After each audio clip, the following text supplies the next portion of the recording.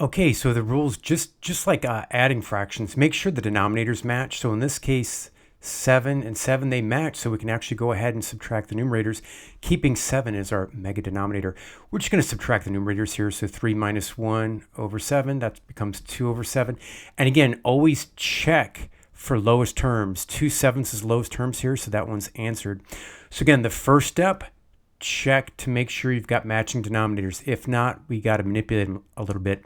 In this case, we don't. We have matching denominators, so we're good to go. What we're going to do is we're going to make a mega denominator of 23, and then just going to subtract the numerators.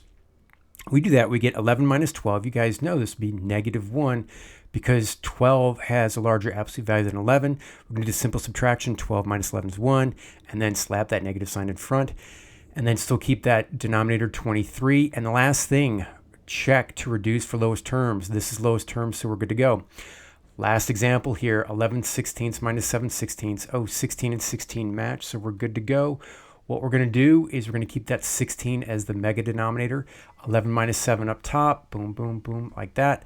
11 minus 7, that's cool. That's going to become 4 over 16. Check for lowest terms. Oh!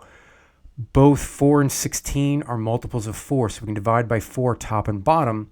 That will simplify to 1 over 4, and we've reduced the lowest terms and finished them. Good luck, guys. Remember, check for lowest terms at the end.